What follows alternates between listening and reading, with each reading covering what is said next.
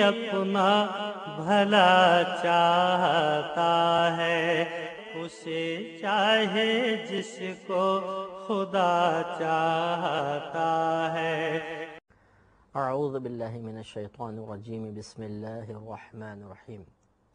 Programme شرعی احکامات اور زکوٰۃ کے دیگر مسائل کے ساتھ آپ کی خدمت میں ایک دفعہ پھر حاضری کا شرف حاصل ہے۔ پچھلے پروگرام میں ہم نے زکوٰۃ کی شرائط پر بالتفصیل کلام کیا تھا، اور ان شرائط کے نتیجے میں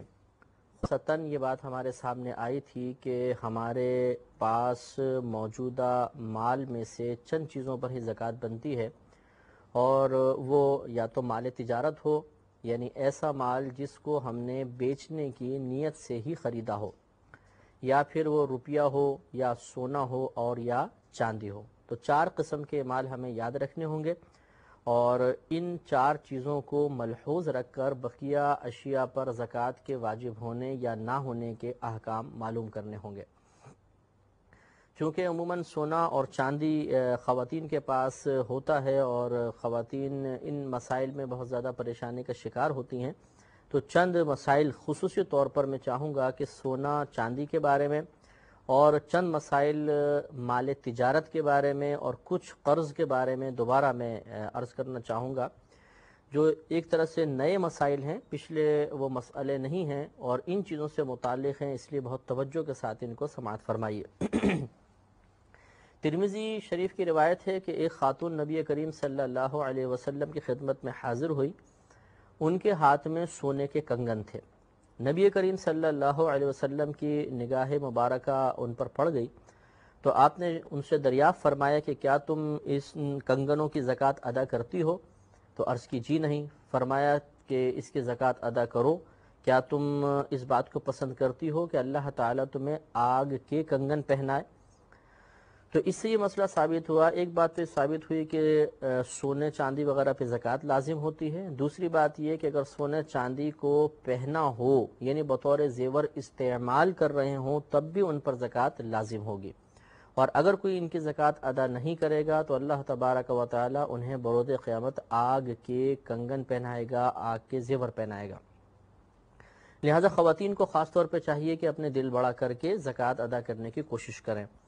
بعض ہماری بہنیں حساب ہی نہیں کرنا پسند کرتی ہیں، بعض کرتی ہیں تو کہتی ہیں کہ ہم پہ زکوٰۃ تو بن گئی، لیکن ہمارے پاس کیش پیسہ نہیں ہے کہ ہم زکوٰۃ ادا کریں۔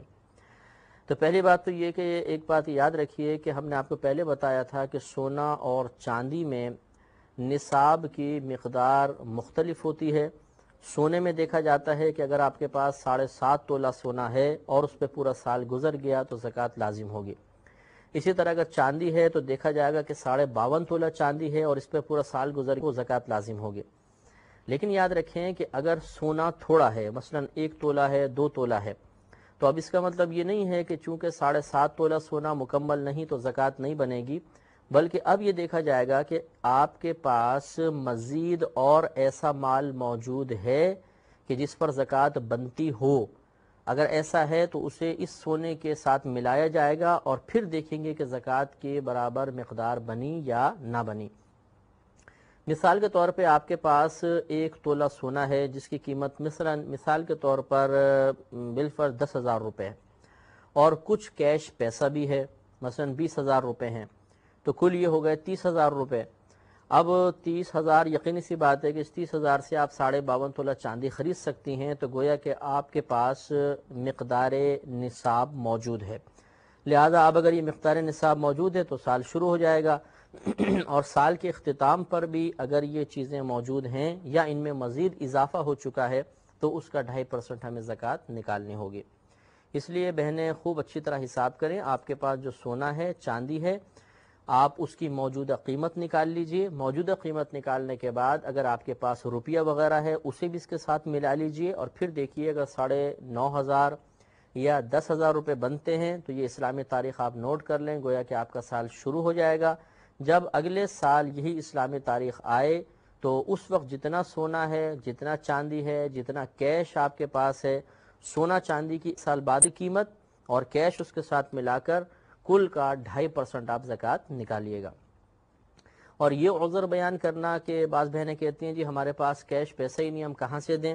تو یہ عذر اللہ تعالیٰ کی بارگاہ میں مقبول نہیں ہے۔ جب سونے پر یا چاندی پر سال گزر گیا تو زکوٰۃ واجب ہو گئی، اب اس کی ادائیگی میں تاخیر کرنا گناہ ہوتا ہے۔ لہذا حکم شرعی تو یہی ہے کہ آپ اگر کیش آپ کے پاس موجود نہیں تو اس سونے کے ذریعے آپ زکوٰۃ ادا کریں، یا کچھ سونا بیچیں اور بیچ کے اس رقم کو بطور زکوٰۃ کسی کو آپ دیں، یہ واجب ہے۔ اگر اس میں تاخیر کریں گی تو یہ بخل کی علامت ہے، اور زکوٰۃ اللہ تبارک و تعالی نے واجب ہی اس لیے کی ہے کہ اس کا ایک بڑا سبب بخل کو دور کرنا ہے۔ لہذا جب بخل دور ہی نہیں ہو رہا تو اس کا مطلب یہ ہے کہ زکوٰۃ سے مکمل طور پہ استفادہ میں حاصل نہیں ہو رہا اور ہم مستحق عذاب ہو جائیں گے۔ ہاں یہ ہو سکتا ہے کہ کسی بہن کے پاس زیور ہیں، کیش پیمنٹ بالکل بھی نہیں ہے اور کیش پیسہ وغیرہ نہیں ہے، اور اب وہ زکوٰۃ ادا کرنا چاہتی ہیں اور نہیں چاہتی کہ میرے سیٹ وغیرہ خراب ہوں، تو وہ اپنے شوہر سے کہہ سکتی ہیں کہ آپ میری طرف سے زکوٰۃ ادا کر دیں۔ مثلا اس کل سونے کے اوپر 10,000 روپے زکوٰۃ بنی بالفرض، تو وہ شوہر سے ریکویسٹ کریں، اگر شوہر ان کی طرف سے 10,000 ادا کر دیتے ہیں تو زکوٰۃ ادا ہو جائے گی۔ یا پھر وہ اگر شوہر کہتے ہیں میں تو نہیں دیتا ہوں، ہاں میں تمہیں قرضہ دے دیتا ہوں، تو یہ بھی صورت ایک ہو سکتی ہے کہ آپ قرضہ لے لیجئے اور اسے بطور زکوٰۃ ادا کریں، پھر جب آپ کے پاس پیسہ آئے تو وہ شوہر کو دے دیں، اس طرح آپ کا سیٹ بھی بچ جائے گا اور زکوٰۃ بھی ادا ہو جائے گی۔ یہ بھی ایک بات یاد رکھیے گا کہ سونا چاندی کے جو سیٹ وغیرہ بنے ہوتے ہیں ان میں وزن کا اعتبار ہوتا ہے، قیمت کا اعتبار نہیں ہے۔ لہذا مثال کے طور پر اگر آپ کے پاس اگر ڈلی کی شکل میں سونا ہوتا اور 7.5 تولہ سونا ہوتا مثال کے طور پر، اس کی قیمت بالفرض بنتی ہے 75,000 روپے، فرض کر رہے ہیں، میں جو قیمت صحیح معلوم نہیں، 7.5 تولہ سونا آپ کے پاس ہے ڈلی کی شکل میں تو اس کی قیمت بنی 75,000 روپے،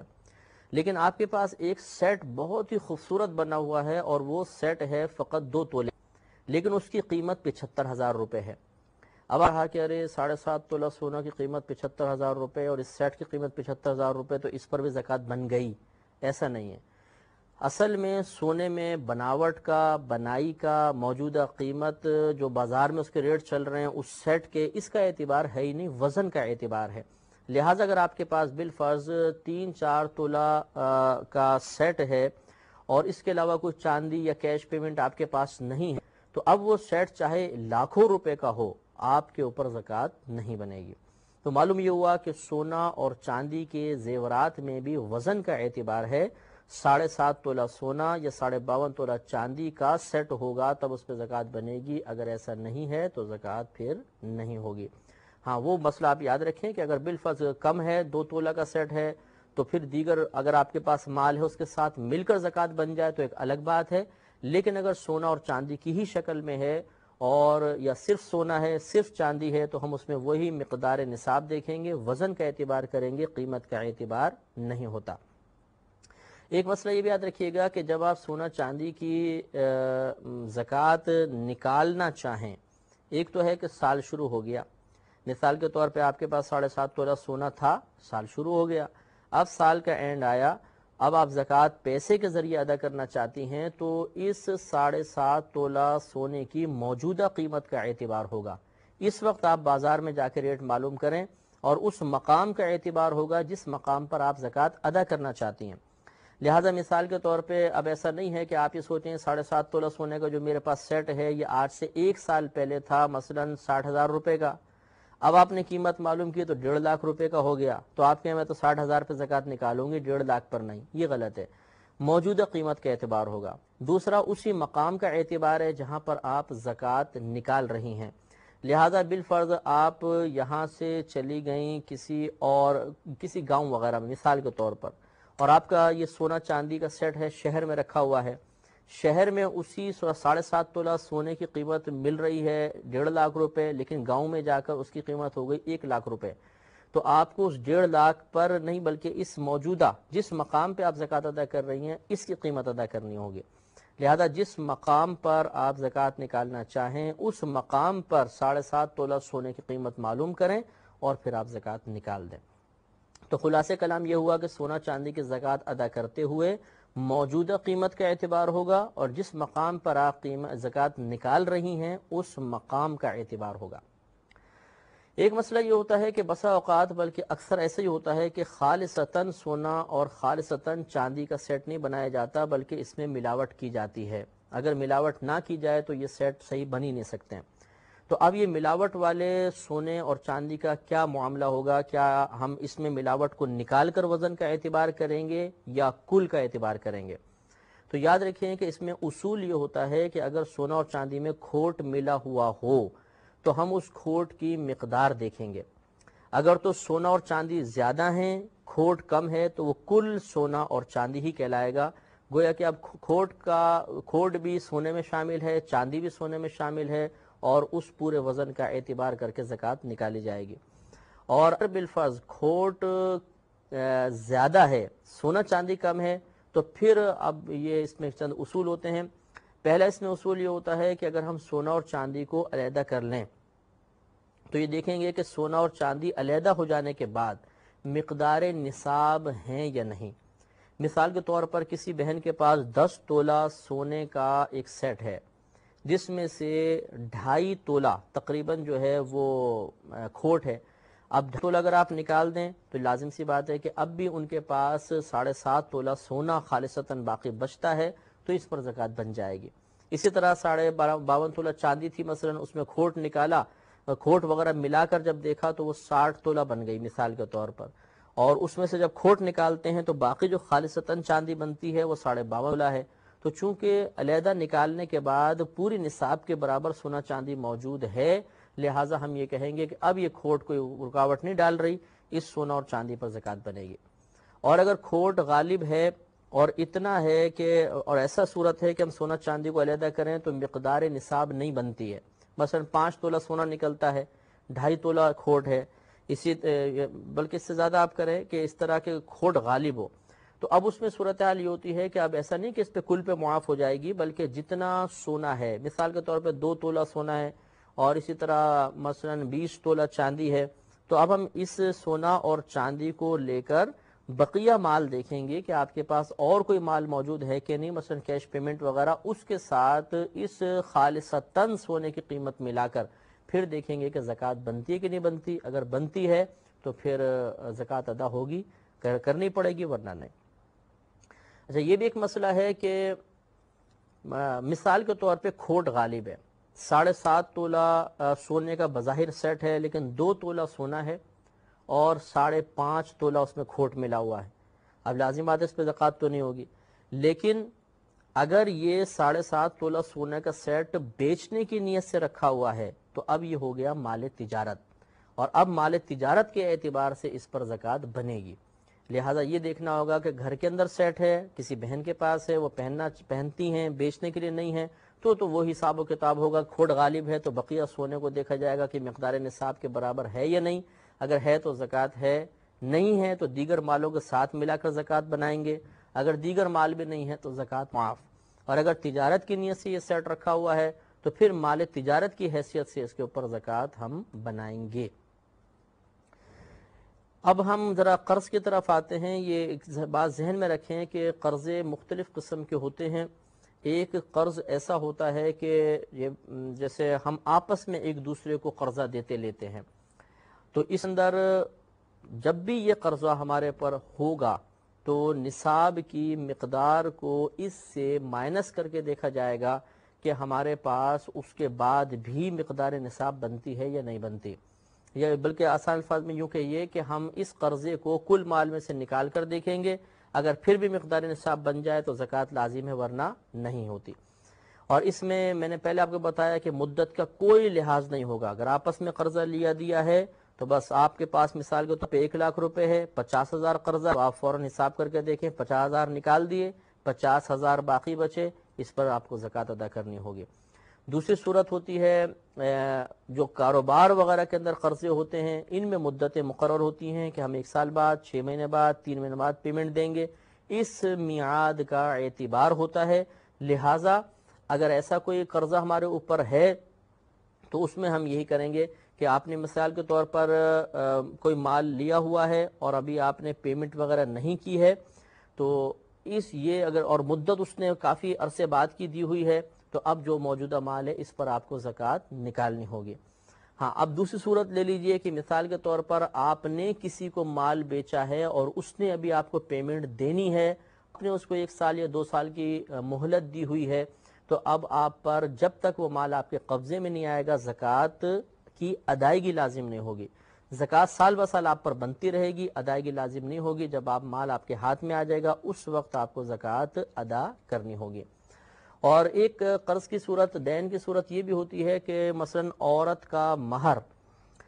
یہ مہر 2 طرح کے ہوتے ہیں، ایک معجل ہوتا ہے عین کے ساتھ، ایک مؤجل ہوتا ہے حمزے کے ساتھ۔ یہ بھی ایک شوہر پر قرض ہوتا ہے جو اس کو عورت کو ادا کرنا ہوتا ہے۔ تو معجل کا معاملہ جو عین کے ساتھ ہوتا ہے وہ تو یہ ہوتا ہے کہ عورت جب مطالبہ کرنا چاہے کر سکتی ہے، لہذا جب یہ کر سکتی ہے تو بظاہر تو ایسا لگتا ہے کہ اس میں بھی وہی معاملہ ہونا چاہیے کہ مرد کے پاس اگر پیسہ ہے تو پہلے وہ عورت کے مہر کی رقم کو مائنس کرے اور پھر دیکھے کہ مقدار نصاب بنتی کہ نہیں بنتی، لیکن شریعت نے مہر والے قرض کا اعتبار نہیں کیا، لہذا مہر چاہے معجل ہو چاہے مؤجل ہو یہ زکوٰۃ کی راہ میں رکاوٹ نہیں بنتا ہے، زکوٰۃ ہر صورت میں ادا کرنی ہوگی۔ تو یہ چند مسائل میں نے آپ کی خدمت میں عرض کیے جو سونے چاندی سے متعلق ہیں اور مال تجارت سے متعلق ہیں۔ ایک اور 2 مسئلے اور اس سلسلے میں میرے ذہن میں ہیں، وہ میں عرض کر دیتا ہوں کہ بسا اوقات سوال کیا جاتا ہے کہ ہم نے پیسے انویسٹ کیے ہیں، کسی کاروبار میں پیسہ لگایا مثال کے طور پر، اور ابھی ہمیں اس سے کوئی پروفٹ وغیرہ حاصل نہیں ہو رہا، تو کیا یہ جو ہم نے انویسٹ کیا ہے اس پیسے پہ زکوٰۃ بنے گی یا نہیں بنے گی؟ تو یاد رکھیں کہ میں نے آپ کو پہلے بتایا کہ 4 قسم کے مالوں پر زکوٰۃ ہوتی ہے: مال تجارت، سونا، چاندی، روپیہ۔ تو چونکہ جو پیسہ آپ نے انویسٹ کیا ہے وہ پیسہ ہی ہے، روپیہ ہے، لہٰذا چاہے آپ کو پروفٹ ملے نہ ملے سال بہ سال اس پر زکوٰۃ بنتی رہے گی۔ ہاں، اب اگر اس کا پروفٹ مل رہا ہے تو اصل مال پر بھی آپ کی زکوٰۃ بنے گی، اور یہ پروفٹ جو آپ کے ہاتھ میں آیا یہ اگر دیگر آپ کے پاس موجودہ مال کے ساتھ ملے گا تو پھر اس کے ساتھ مل کر اگر مقدار نصاب بنتی ہے اور سال گزر جاتا ہے تو زکوٰۃ کی ادائیگی لازم ہوگی ورنہ نہیں ہوگی۔ اسی طرح بسا اوقات ایسا ہوتا ہے کہ ایک فیکٹری ہے اور اس میں ہم کوئی پروڈکٹ تیار کرتے ہیں اور اس چیز کی تیاری کے لیے کچھ مال ہمارے پاس رکھا ہوا ہے۔ مثال کے طور پر کوئی فیکٹری ہے جو سوئیاں تیار کرتی ہے اور وہ بازار میں بیچتی ہے۔ اب ان سوئیوں کی تیاری کے لیے آٹا وغیرہ، میدا، چینی وغیرہ یا جو اس میں آئٹمز ڈلتے ہیں وہ اسٹاک کر کے رکھا ہوا ہے، تو کیا یہ مال تجارت کہلائے گا یا نہیں کہلائے گا؟ تو یہ یاد رکھیں کہ جب تک آپ، چونکہ یہ آپ نے بیچنے کی نیت سے نہیں خریدا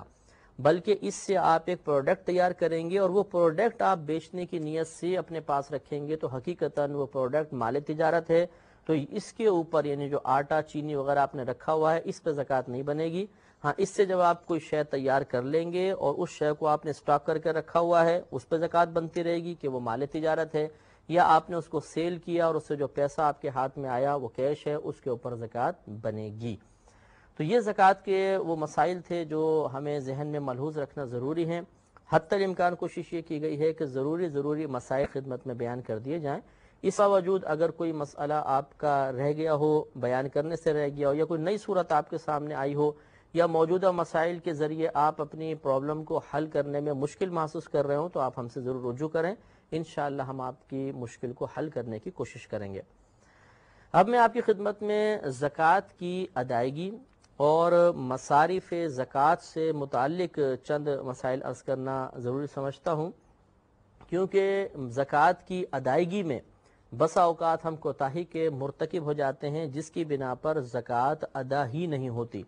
اور وہ زکوٰۃ ضائع ہو جاتی ہے۔ بعض اوقات ایسا ہوتا ہے کہ ہمیں مصارف زکوٰۃ صحیح طرح معلوم نہیں ہوتے، یعنی کہاں پر زکوٰۃ لگتی ہے کہاں پر نہیں لگتی ہے، اس لا علمی کی بنا پر ہم بسا اوقات ایسے مقام پر زکوٰۃ دے دیتے ہیں جہاں پر زکوٰۃ کا کوئی فائدہ نہیں، حقیقتاً زکوٰۃ ادا نہیں ہوتی، ہم بری الذمہ نہیں ہوتے، زکوٰۃ کی ادائیگی کا فرض مکمل نہیں ہوتا اور اس طرح ہم قابل گرفت رہ جاتے ہیں۔ لہٰذا زکوٰۃ کی ادائیگی کے سلسلے میں انشاءاللہ چند مسائل آپ کی خدمت میں عرض کیے جائیں گے۔ اس میں ایک مسئلہ تو میں نے پہلے بھی آپ کی خدمت میں پچھلے پروگرام میں ضمناً عرض کیا تھا کہ زکوٰۃ کو ادا کرتے وقت زکوٰۃ کی نیت کرنا ضروری ہوتا ہے، اور نیت دو وقت میں معتبر ہوگی. ایک تو جب آپ زکوٰۃ ادا کر رہے ہیں، اور دوسرا جب آپ کل مال میں سے زکوٰۃ کی نیت سے کچھ مال علیحدہ رکھ رہے ہیں. اگر ان دو وقتوں میں آپ کی نیت ہے تو آپ کی زکوٰۃ ادا ہوگی، ورنہ نہیں ہوگی. چونکہ نیت کے مسائل کثیر ہیں، انشاءاللہ تعالی اگلے پروگرام میں ہم زکوٰۃ کی نیت سے متعلق، زکوٰۃ کی ادائیگی اور اس کے مصارف سے متعلق مسائل آپ کی خدمت میں عرض کریں گے. اس وقت تک کے لیے اجازت مرحمت فرمائیں. اللہ حافظ.